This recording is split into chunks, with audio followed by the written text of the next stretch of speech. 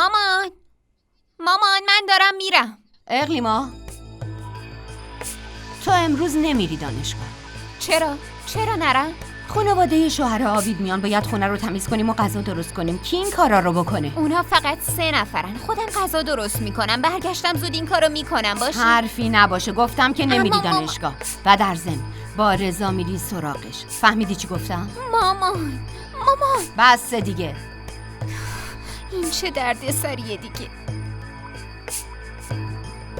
میدونم حوصلت سر رفته. آره زن داداشتم خوبه. آره اونم میاد. باشه، خداحافظ. بشین عزیزم.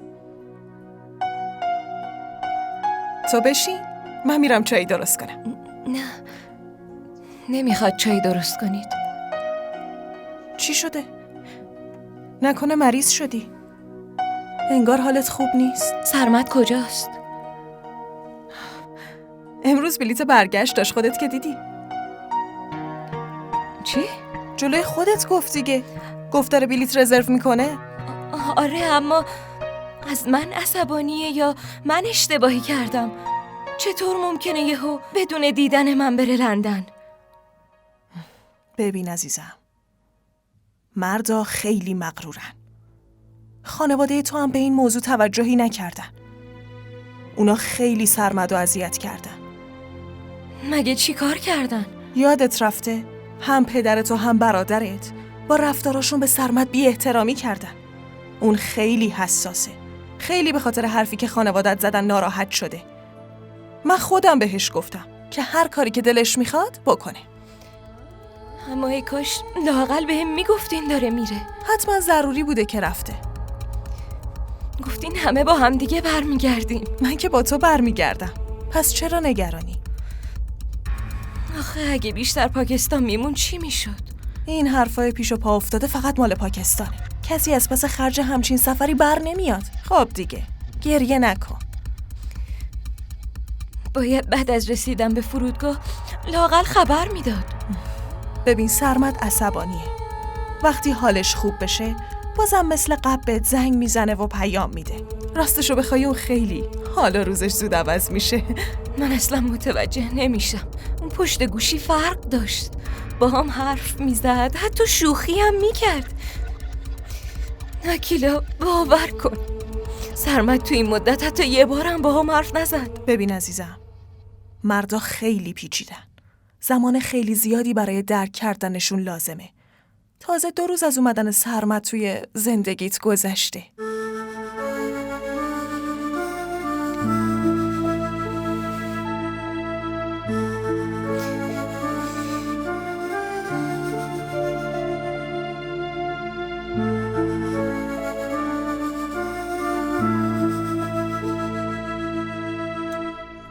خب پس بعد از ارام تو بوفه میبینمت.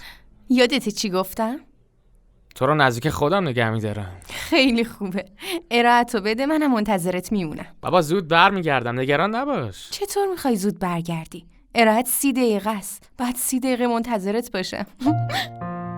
باشه. منتظرم میمونی؟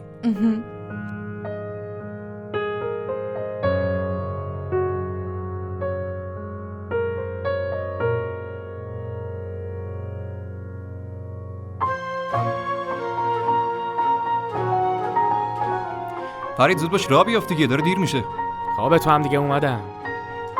رفیقای آدم همیشه بد موقع مزاحم میشن.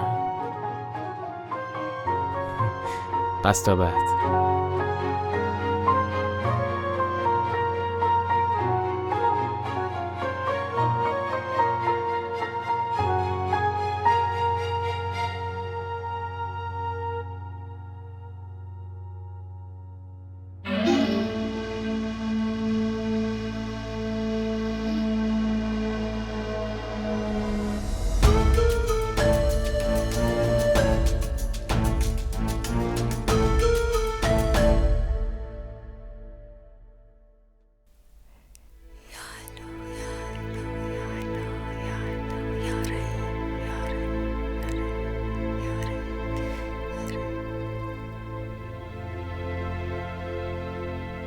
مادر کار خیلی خوبی کردی که گفتی رضا دیگه نیاد اینجا. اگه خواست دوباره بیاد اینجا بازم جلوشو بگیر.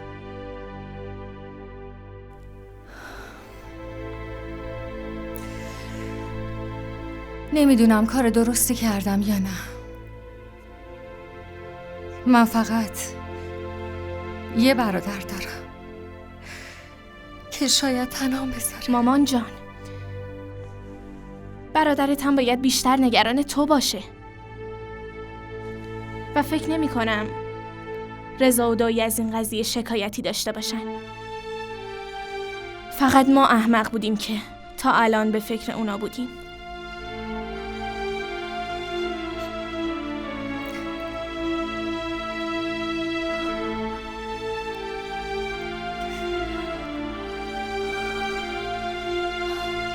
مامان جان، وای مامان جان، چرا گریه میکنی؟ منو نگاه کن، تو رو خدا این کارو نکن. مامان، درد و عذاب فقط برای اوناییه که حسش میکنن. خودت متوجه شدی؟ رضا اومد با تو صحبت کرد اما حتی یه بارم به من زنگ نزد. من فکر میکنم که اونم میخواد این رابطه ضعیفمون به هم بخوره. شاید مادرش مجبورش کرده باشه. تو خیلی ساده ای مادر، خیلی ساده. خودتو اصلا نگران نکن. اگه خدا بخواد همه چی درست میشه. انشالله.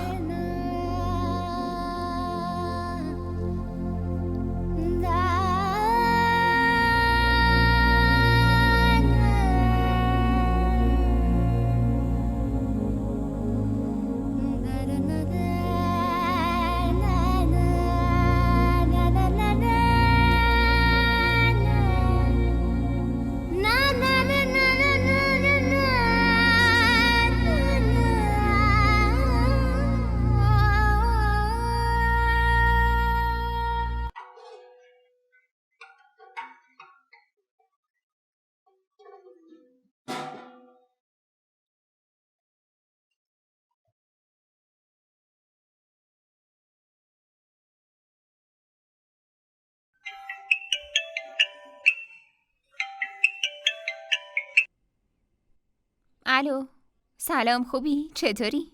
سلام، من خوبم. چرا نیومدی دانشگاه؟ آماده شدم، داشتم می اومدم. مامانم اجازه نداد. خانواده شوهر خواهرم دارن میان. کلی کار تو خونه داریم. الانم دارم کمک میکنم. بگو ببینم از دانشگاه چه خبر؟ نمیدونی؟ فرید برگشته. آره، بهم گفت که برگشته پاکستان. جالبه. بهت گفته بود و تو خبرم نکردی. به خاطر همین امروز با دورسا اومده بود. راستشو بخوای خیلی خوشحال بودن و با هم کلی میخندیدن. الان دارم غذا درست میکنم. باشه، خب مراقب خودت باش. خدا نگهدار.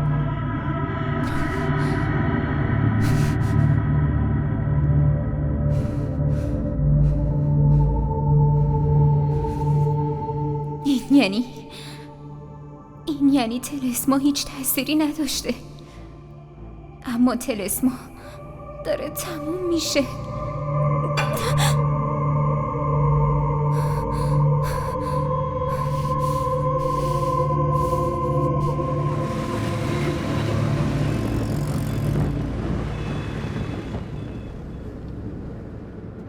مگه مریم چی داره که مامانو عصبانی میکنه ها؟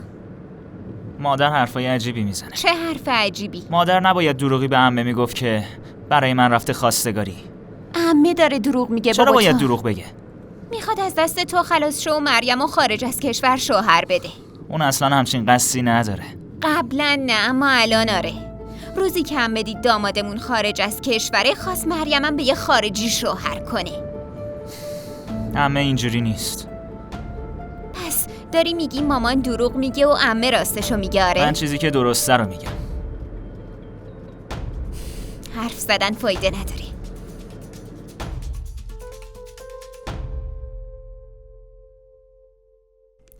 ببینم آقا سرمد کجاست؟ سرمد امروز به سلامتی رفته لندن. بیا سلام. بشین عزیزم. سلام. علیک السلام.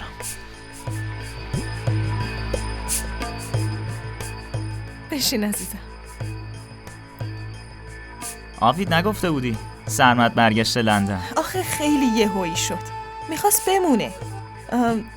اما یه سری مشکلات این وسط پیش اومد.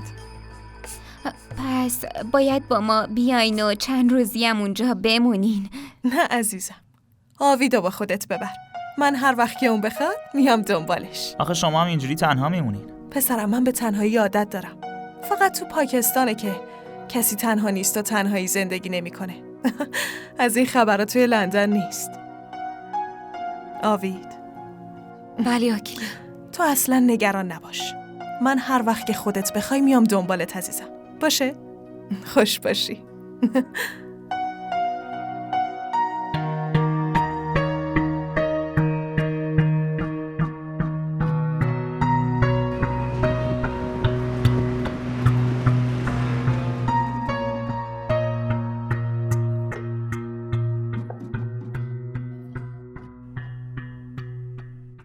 تو چرا از سرمت نخواستی قبل از رفتن ما رو ببینه؟ یا حداقل زنگ بزنه. فکرشو کنی یه جورایی بهمون توهین کرده. بابا همه چی یهویی اتفاق افتاد. من خودم هم گیج شدم. چه عجله‌ایه. حداقلش این بود که زنگ میزد. راستش توی خونمون مشکل آنتندهی داشتیم. سرمت جلوی من 2 بار سعی کرد که به بابا و رضا زنگ بزنه، اما سیم کارتش کار نکرد. بعدم برای پرواز دیرش شده بود. به هر حال سرمت کار قشنگی نکرد.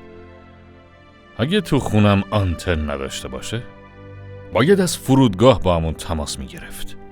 سامی جان، آوید درست میگه. حداقل سرمت سعیشو کرده. حالا اگه بحث کنیم آوید فقط بیشتر نگران میشه.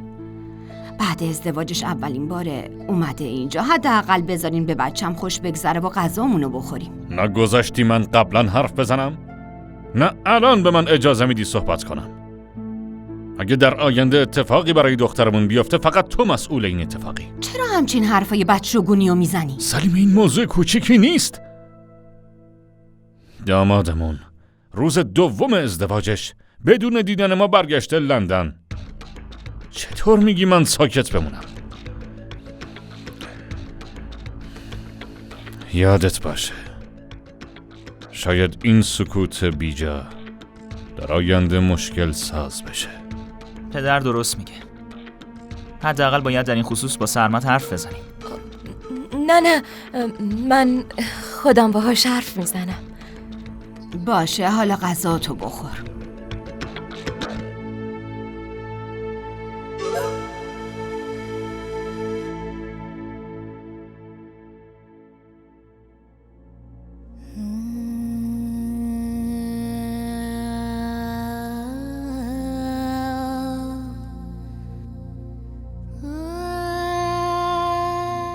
بفرما خواهر.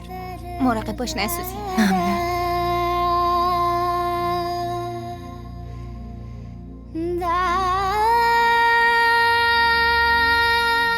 تو چقدر خوششانسی.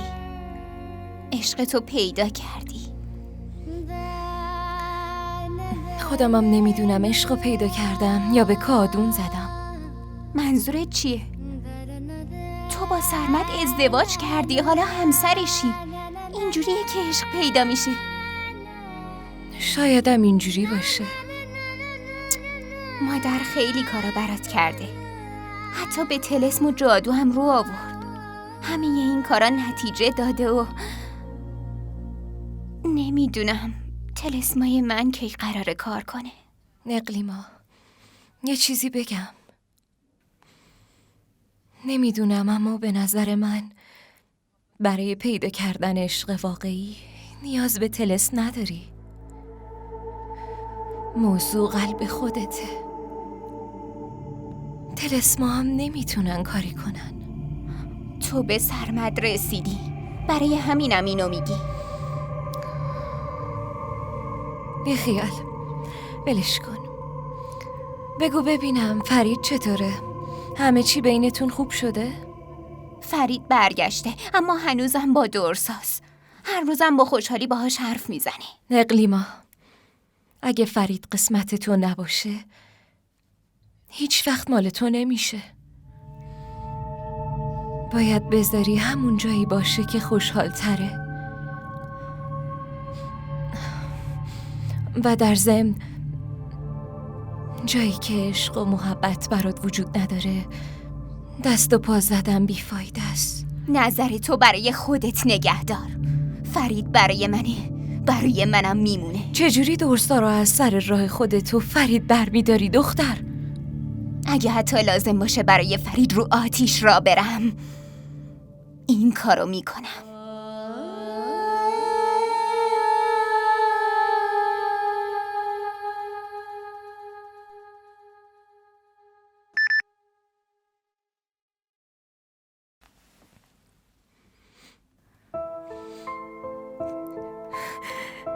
سرمد پیام داده. چی نوشته؟ نوشته رسیده لندن. حالا دیدی؟ خودت طوری خوشحال شدی انگار. اون دختری نیستی که یکم پیش داشتی منو نصیحت میکردی. چرا داری بهش پیام میدی؟ بهش زنگ بزن. یاره، از خوشحالی یادم رفت. الان زنگ بزنم.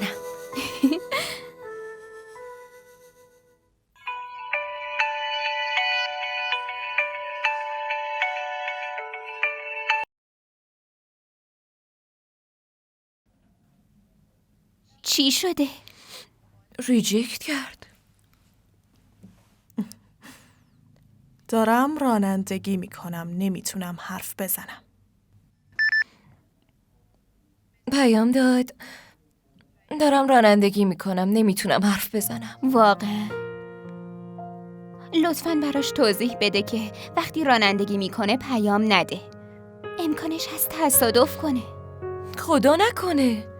من دارم فقط برای احتیاط میگم. باید مراقب رانندگیت باشی. بعداً با هم حرف میزنیم.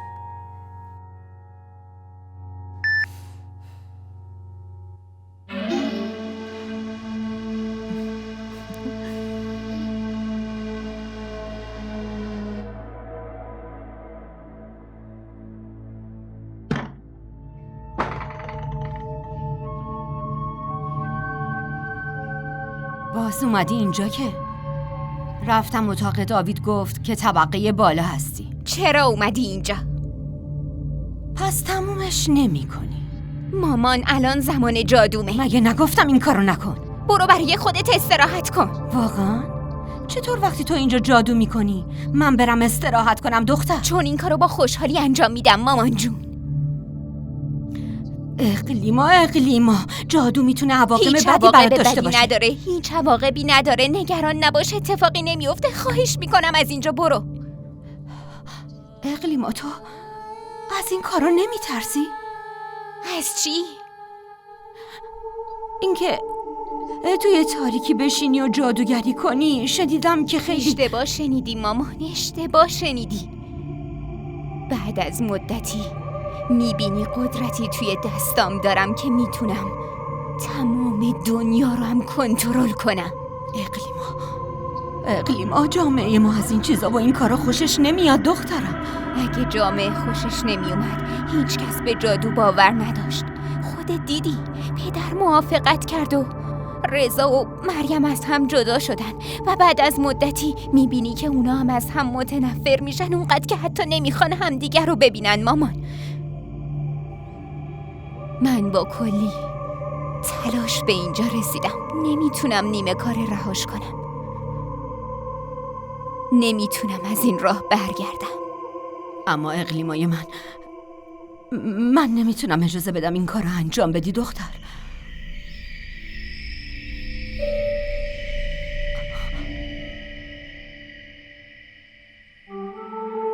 اگه جلومو بگیری خودت باید بهاشو بدی.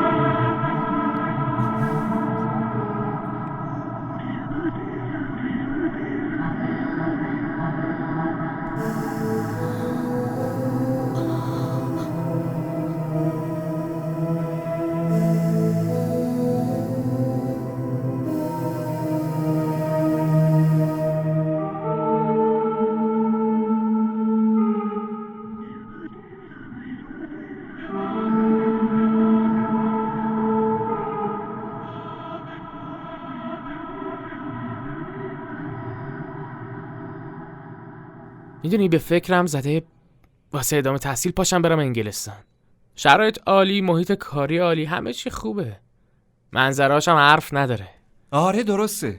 درس میخونی و همونجا میمونی پسر. بعدم یه کار خوب پیدا میکنی. میتونی مثلا مسئول پمپ بنزین اونجا بشی. احمق چیزی هستی؟ این همه وقت بذارم درس بخونم بعد برم پمپ بنزین کار کنم آخه؟ با این وضعیت که تو درس میخونی، من جای تو باشم انصراف میدم. پس بایدم مسئول پمپ بنزین بشی. تو اینجایی؟ همه دانشگاه و دنبالت گشتم. برای چی؟ متوجه نمیشم. بعد این همه مدت اومدی دانشگاه، باید خیلی چیزا برات تعریف کنم. پاشو. نمیخوام با حرف بزنم. اما من باید حرف بزنم. خیلی وقتی که به پیام و تماسای من جواب ندادی فرید. برای اینکه نمیخواستم باهات صحبت کنم. شوخی میکنی دیگه؟ آره. میدونم بابا، این مدت که نبودی حسابی دلم برات تنگ شده بود. راستی ببینم سفر خوش گذشت. نکنه دلت بهم تنگ شده باشه.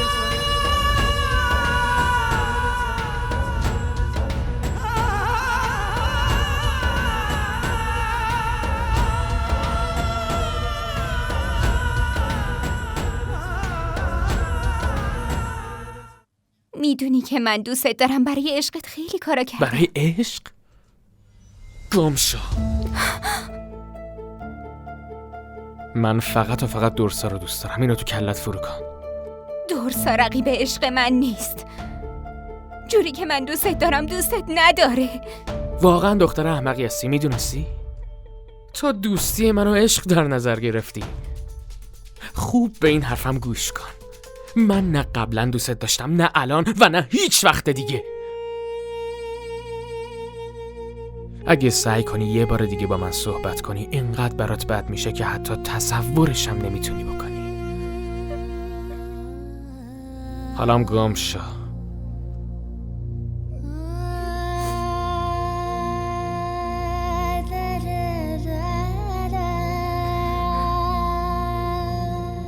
تو دیگه هیچ وقت اقلیما رو نمیبینی فرید. هیچ وقت.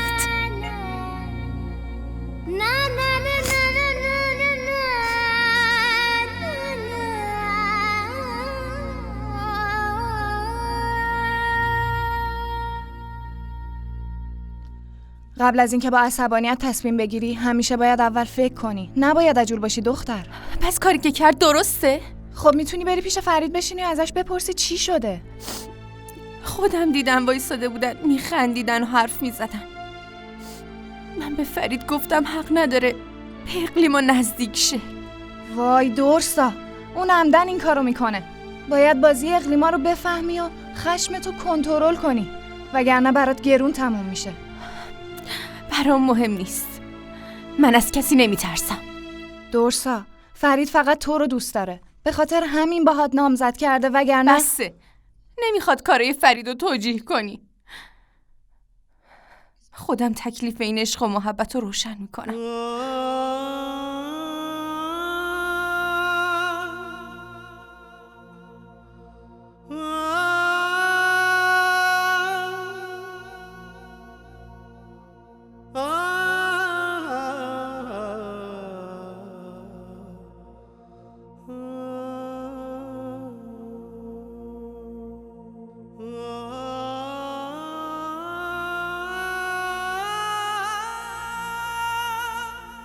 امروز راهمون از هم جدا میشه.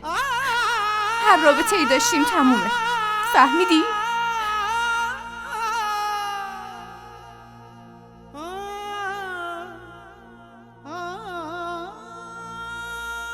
چه اتفاقی افتاده؟ بازم باید همه چی رو بگم؟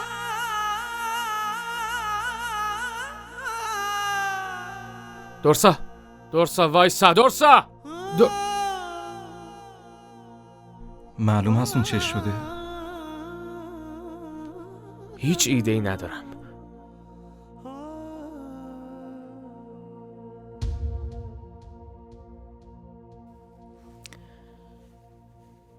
میخوای چجور بازی انجام بدی؟ این عشقه.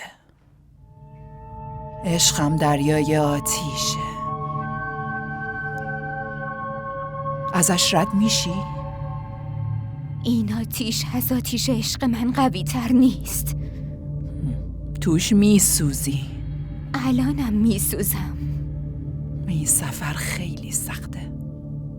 به هیچ عنوان راه برگشتی ازش نیست. منم دوست ندارم برگردم. مسیر خیلی سختی رو انتخاب کردی دختر. فرید انتخاب من نیست، سرنوشت منه. پس شاید بهتر باشه خودتو فراموش کنی. نمیخوام خودمو به یاد بیارم. توی هر نفسم فریدو به خاطر میارم. اینجوری کافر میشی. اگه قراره توی عشق فرید کافر بشم قبول میکنم. دوباره فکر کن. توی قلب فرید فقط عشق درسا وجود داره. اون فقط منو دوست داره. درسا جادوش کرده و اونو از من گرفته. برای رسیدن به فرید جادوی سیاه لازمه. انجامش میدم. باید دور از خانوادت و همینجا جادوی بدی انجام بدی. قبوله. عشق خیلی قدرتمنده. برای داشتنش فقط باید تسلیم باشی. اینو بدون که گاهی عشق دیگه عشق نمیمونه. تبدیل به مسئولیتی میشه که نمیخوای نگهش داری. و این مسئولیت رو نمیشه به کس دیگه ای سپرد.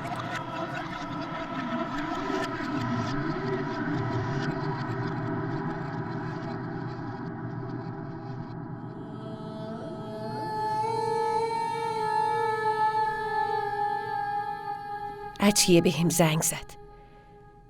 میگفت که فرید از دستت خیلی ناراحته. رفتی جلوی همه حلقشو بهش پس دادی آخه. اصلا ناراحت نیست. خاله داره دروغ میگه. واسه چی این کارو کردی؟ چرا حلقه رو بهش پس دادی؟ ده بگو. اون توی عشقش مردد مامان. من و اقلیما رو با هم گول زده. خب شاید این فرضی که انقدر با اطمینان ازش حرف میزنی اشتباه باشه. اشتباه نیست مادر. تو چرا نمیتونی خشمتو کنترل کنی؟ تو خیلی ساده ای. قبل از گرفتن همچین تصمیمی باید اول خوب فکر کنی. فرید میگه با اقلیما حسابی دعوا کرده. بهش گفته که دیگه باهاش حرف نزنه. نمیدونم چطوری حرفاشو باور میکنی. باشه، فرید دروغ میگه قبول، اما بالاخره لابد یکی دور و برش بوده. حداقل از اونا میپرسیدی که واقعیت چیه. اونا دوستای فریدن، چطور حرفی علیهش بزنن؟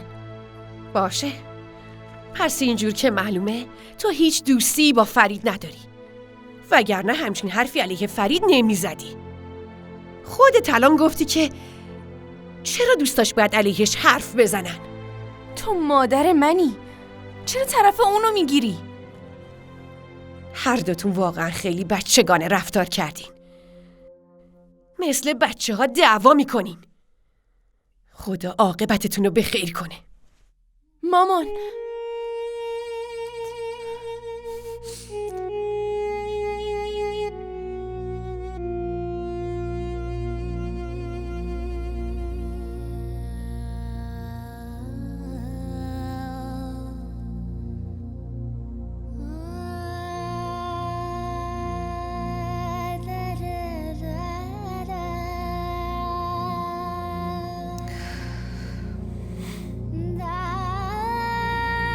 آوید؟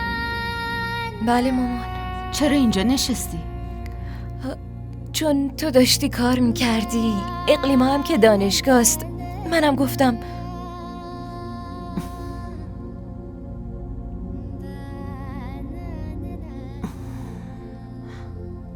دخترم، تو توی خونت که هستی خوشحالی؟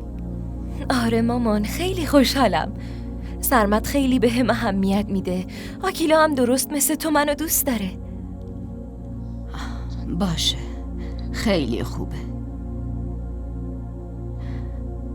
راستی آوید، منم از رفتار اون روز سرمد اصلاً خوشم نیومد.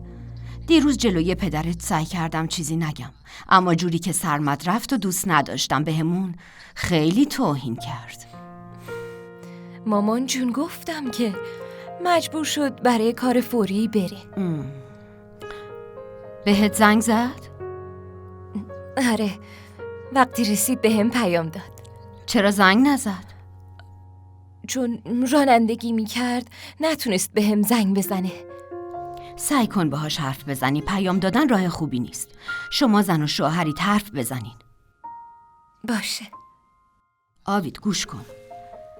میتونی خانواده شوهرت دوست داشته باشی و بهشون خدمت کنی، اما اینو یادت باشه مراقب شخصیتت باشی و ارزشتو پایین نیاری. خدایی نکرده نباید این کارو بکنی. باشه مامان، هرچی بگی و انجام میدم. زنگ بزن با شوهرت و مادرش حرف بزن. تنهاست ممکنه دلتنگت بشه. چشم مامان، الان با هر دوشون حرف میزنم. خب دیگه زنگ بزن. باشه. خب باشه. اقلیما هم هنوز بر نگشته. گفت زود بر میگرده اما هنوز نیومده خونه. خیلی دیر کرده.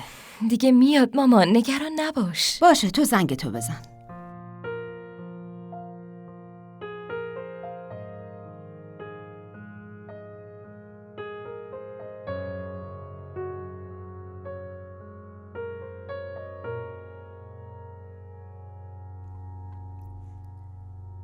از مشکلات شما دوتا خسته شدم. فقط چند روز عصبانیه، بعد همه چی درست میشه. اون حلقه نامزدی رو برگردونده. مای تو دیگه خوب میشناسیش. اون از کاه کوه میسازه، بعد خیلی راحت عصبانی میشه. مامان، اینا چطوری میخوان زندگی کنن؟ این مشکل منه. نگران نباشی. ببین فرید، من فقط یه چیزو میدونم. اگه پدرت بفهمه خیلی عصبانی و دلخور میشه. من خودم درسا رو قانع میکنم. فقط چند روز طول میکشه، بعد همه چی برمیگرده به روال عادی خودش. بوی خطر حس میکنم. بی خیال. من این ماجرا رو براتون تعریف کردم فقط به خاطر اینکه چیز جدی نیست. الانم میرم خونه درسا.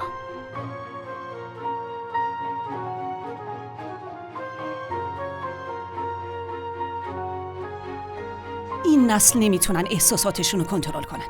خیلی سریع عصبانی میشن. بعدم هیچی نشده دوباره با هم دوست میشن. بهتره که ما تو کارشون دخالت نکنیم.